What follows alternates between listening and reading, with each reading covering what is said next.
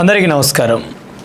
Delhi high court న్యాయమూర్తి ఎవరైతే యశ్వంత్ శర్మ గారు ఉన్నారో ఆయన ఇంట్లో నోట్ల కట్టలు గుట్టలు గుట్టలుగా దొరికాయి. సుమారు 50 కోట్ల రూపాయలకు సంబంధించినటువంటి నోట్ల కట్టలు దొరకడంతో యావత్ దేశానికే ఆశ్చర్యానికి గురి చేసినటువంటి సంఘటన ఇది భారత న్యాయ వ్యవస్థకు ఓ సవాలుగా మారినటువంటి అంశం.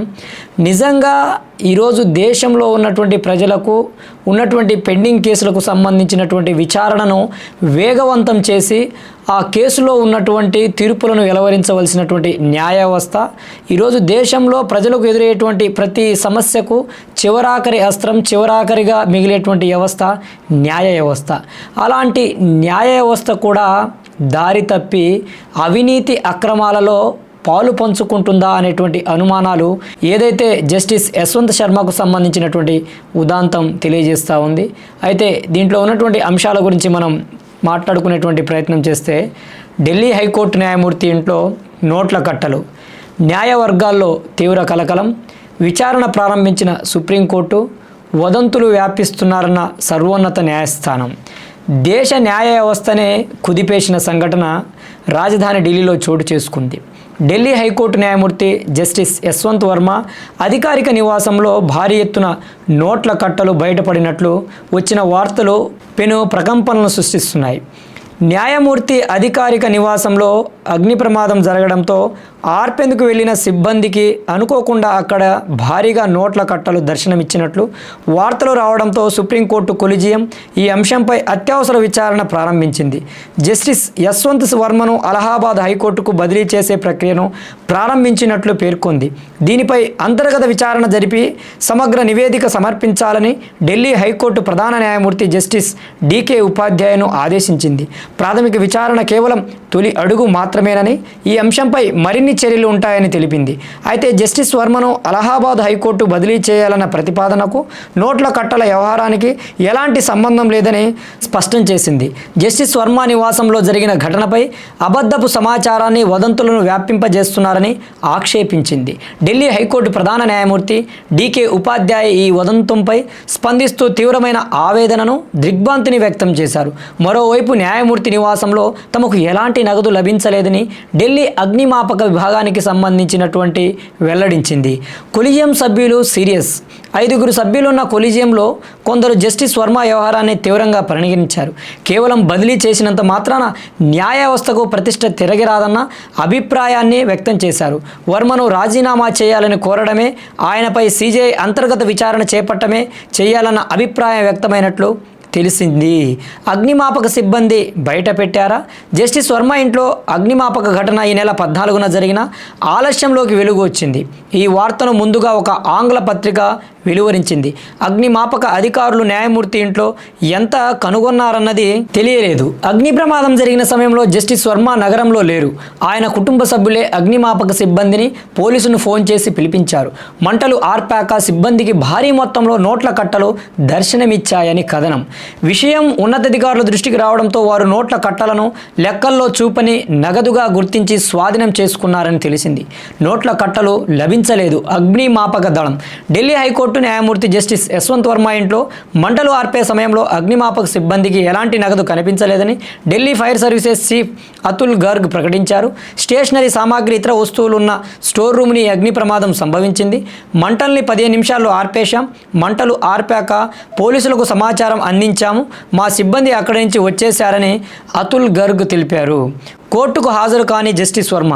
జస్టిస్ యశ్వంత్ వర్మ శుక్రవారం ఢిల్లీ హైకోర్టుకు హాజరు కాకపోవడానికి కారణం ఈ వాదమే అని భావిస్తున్నారు. ఆయన ఢిల్లీ హైకోర్టుకు ప్రధాన న్యాయమూర్తి తర్వాత సీనియారిటీలో 2వ స్థానంలో ఉన్నారు. 2014లో జడ్జిగా నియామకం. జస్టిస్ యశ్వంత్ వర్మ 1992 ఆగస్టు 8న న్యాయవాదిగా నమోదయ్యారు. 2014 అక్టోబర్ 13 ఆయన అలహాబాద్ హైకోర్టు అదనపు న్యాయమూర్తిగా నియమితులయ్యారు. 2016లో శాశ్వత న్యాయమూర్తిగా ప్రమాణం చేశారు. ఆయన 2021లో ఢిల్లీ హైకోర్టుకి బదిలీ అయ్యారు. ఇది చెత్తబుట్ట కాదన్న బార్ అసోసియేషన్. మరోవైపు ఢిల్లీ హైకోర్టు సిట్టింగ్ న్యాయమూర్తి జస్టిస్ యశ్వంత్ వర్మను అలహాబాద్ హైకోర్టుకు బదిలీ చేయాలన్న ప్రతిపాదన అక్కడి బార్ అసోసియేషన్ తీవ్రంగా వ్యతిరేకించింది. అలహాబాద్ న్యాయస్థానం చెత్తబుట్ట కాదని వ్యాఖ్యానించింది.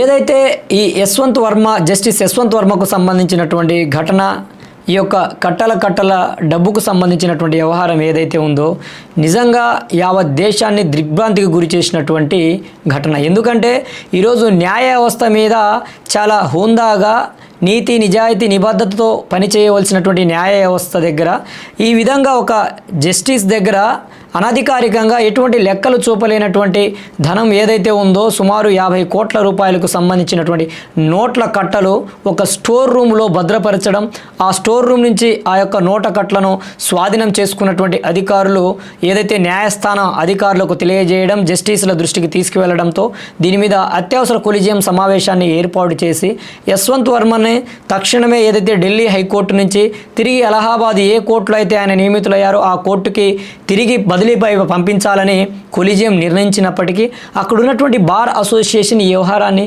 తీవ్రంగా వ్యతిరేకిస్తూ ఉంది. కేవలం జస్టిస్ యశ్వంత్ వర్మని బదిలీ చేస్తే సరిపోతుందా? ఆ యొక్క అక్రమ ధనం ఎక్కడి నుంచి వచ్చింది, ఏ విధంగా వచ్చింది, ఏ కేసులకు సంబంధించినటువంటి ధనం, ఏ కేసులో అవినీతి అక్రమాలకు పాల్పడితే ఆ ధనం వచ్చిందో తేల్చాల్సినటువంటి బాధ్యత కూడా ఈరోజు భారత సర్వోన్నత న్యాయస్థానం మీద, ప్రధాన న్యాయమూర్తి మీద ఉంటుంది కదా. అలానే ఈరోజు ఒక సామాన్య పౌరుడు, లేకపోతే ఒక మధ్యతరగతి పేద కుటుంబానికి చెందినటువంటి వ్యక్తి, లేకపోతే ఒక సహజ సిద్ధమైన భారత పౌరుడు ఏదైనా తప్పిదానికి పాల్పడితే కఠినంగా శిక్షించేటువంటి భారత న్యాయస్థానాలు ఈరోజు న్యాయాన్ని ప్రజలకు చేకూర్చవలసినటువంటి న్యాయమూర్తి అవినీతికి పాల్పడి సాక్ష్యాధారాలతో దొరికితే మరి ఆయన్ని కేవలం బదిలీ చేస్తే సరిపోతుందా? లేదు కదా.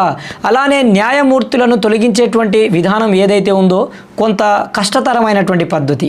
ఎందుకంటే న్యాయమూర్తులను తొలగించాలంటే పార్లమెంట్లో అభిశంసన తీర్మానాన్ని ప్రవేశపెట్టవలసి ఉంటుంది. 2 సభలు కూడా ఈ తీర్మానాన్ని ఆమోదించిన తరువాత, భారత రాష్ట్రపతి ఆమోదముద్ర వేసిన తర్వాత ఆ యొక్క అభిశంసన తీర్మానం తరువాత ఆ యొక్క న్యాయమూర్తి ఎవరైతే ఉన్నారో తొలగించబడతారు.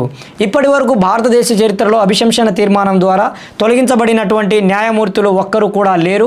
అనేక సందర్భాలలో తీర్మానం ప్రవేశపెట్టినప్పటికీ అందుకు సంబంధించి వారు ముందుగానే రాజీనామా చేయడం కావచ్చు, లేకపోతే ఆ తీర్మానం వీగిపోవడం కావచ్చు.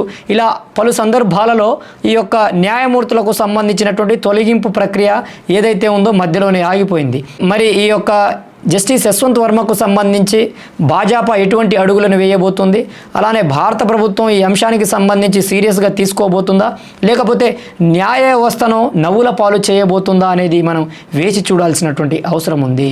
ఈరోజు భారత సర్వోన్నత న్యాయస్థానం అయినటువంటి సుప్రీంకోర్టు ప్రధాన న్యాయమూర్తి అయినటువంటి జస్టిస్ సంజీవ్ ఖన్నా గారు కూడా ఈ అంశంలో లోతైనటువంటి విచారణ జరపవలసినటువంటి అవసరం ఉంది. ఈరోజు న్యాయస్థానాల మీద ప్రజలు విశ్వాసాన్ని, నమ్మకాన్ని పోగొట్టుకునేటువంటి ప్రమాదం ఏర్పడింది కాబట్టి తక్షణమే తగిన చర్యలను చేపట్టకపోతే కేవలం ఇక్కడి నుంచి మరొక చోటికి బదిలీ చేసి చేతులు దులుపుకుంటే న్యాయస్థానాలకు, న్యాయ వ్యవస్థకు పట్టినటువంటి ఆ యొక్క మరక ఏదైతే ఉందో పోయేటువంటి అవకాశం ఉండదు. న్యాయ వ్యవస్థ, భారత సర్వోన్నత న్యాయస్థానం ఎటువంటి అవినీతి అక్రమాలకు చోటునివ్వడం లేదు. న్యాయ వ్యవస్థలో ఏ చిన్న తప్పిదం జరిగినా తప్పకుండా కఠినమైనటువంటి చర్యలు ఉంటాయనేటువంటి సంకేతాన్ని పంపించాల్సినటువంటి అవసరం, ఆవశ్యకత కూడా నేడు భారత న్యాయ వ్యవస్థ మీద ఏర్పడింది. న్యాయ వ్యవస్థకు పట్టినటువంటి కళంకాన్ని తొలగించుకోకపోతే రాబోయేటువంటి రోజుల్లో భారత ప్రజలు న్యాయ వ్యవస్థను విశ్వసించేటువంటి అవకాశం ఉండబోదు. ఇప్పటికే అనేక సందర్భాలలో అనేక జడ్జిమెంట్లకు సంబంధించినటువంటి పనితీరులలో, న్యాయమూర్తుల యొక్క వ్యవహార శైలిలో, న్యాయమూర్తుల తీర్పులలో అనేక సందర్భాలలో ప్రజలు వ్యతిరేకించారు. ఏకీభవించకుండా వాటిని వ్యతిరేకించినటువంటి పరిస్థితులు ఉన్నప్పటికీ అక్కడ ఇలాంటి ఆరోపణలు, ఇలాంటి అవినీతి అక్రమాలకు సంబంధించినటువంటి అవకతవకలు లేవు. కాబట్టి సర్వోన్నత న్యాయస్థానం ఇచ్చినటువంటి విధి విధానాలకు లోబడి ప్రతి పౌరుడు కూడా, భారతదేశంలో పుట్టినటువంటి ప్రతి పౌరుడు కూడా supreme law of the land ఏదైతే భారత రాజ్యాంగానికి లోబడి తమ జీవితాలను కొనసాగిస్తున్నటువంటి పరిస్థితుల్లో ఆ ప్రజలకు న్యాయాన్ని చేకూర్చి, ఆ ప్రజలకు న్యాయాన్ని అందించవలసినటువంటి న్యాయ వ్యవస్థలోనే అవినీతి అక్రమాలు బయటపడితే కట్ల రూపాయలు నోట్ల కట్టలు బయటపడితే ఎవరిని ప్రశ్నించాలి, ఎవరిని నమ్ముకోవాలి, ఈ ప్రజలు ఎవరి మీద తమ భరోసాని కలిగి ఉండాలనేది కూడా ఈరోజు భారత సర్వోన్నత న్యాయస్థానం మీద ఒక సమయం సందర్భం ఆసన్నమైనది. తన మీద ఏర్పడినటువంటి అభియోగం కావచ్చు, భారత న్యాయ వ్యవస్థ మీద ఏర్పడినటువంటి ఆరోపణ కావచ్చు, ఆ ఆరోపణలను ధీటుగా ఎదుర్కొనకపోతే ఏదైతే జస్టిస్ యశ్వంత్ వర్మకు సంబంధించినటువంటి వ్యవహారంలో యొక్క నోట్ల కట్లకు సంబంధించినటువంటి వ్యవహారంలో వాస్తవాలను విచారణ జరిపి కొలిజియం ఆధ్వర్యంలో ఒక ప్రత్యేకమైనటువంటి బృందాన్ని ఏర్పాటు చేసి, న్యాయమూర్తులతో కూడినటువంటి ఒక బృందాన్ని ఏర్పాటు చేసి ఈ యొక్క అంశంలో లోతైనటువంటి విచారణ జరిపి వాస్తవాలను ప్రజల ముందుకు, ఈ న్యాయ వ్యవస్థను నమ్ముకున్నటువంటి ప్రతి పౌరుడి ముందుకు తీసుకువచ్చి అవినీతి అక్రమాలకు పాల్పడేటువంటి న్యాయమూర్తులకు ఎటువంటి చర్యలకు బాధ్యులు కాబోతున్నారనేది కూడా చాలా స్పష్టంగా తెలియజేయాల్సినటువంటి సమయం సందర్భం. న్యాయ వ్యవస్థ మీద నమ్మకాన్ని పోగొట్టుకోకుండా ఉండాలంటే తప్పకుండా తగు చర్యలను చేపట్టాల్సినటువంటి అవసరం ఉంది.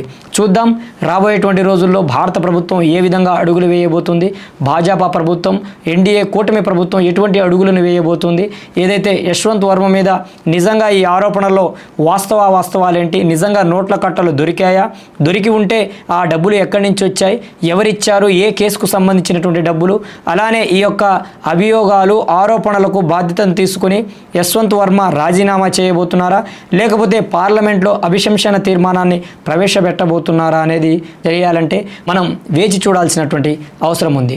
చూద్దాం. న్యాయ వ్యవస్థను బ్రతికించాల్సినటువంటి అవసరం ఈరోజు భారత సర్వోన్నత న్యాయస్థానం మీద ఉంది. జై భీమ్, జై భారత్, జై హింద్.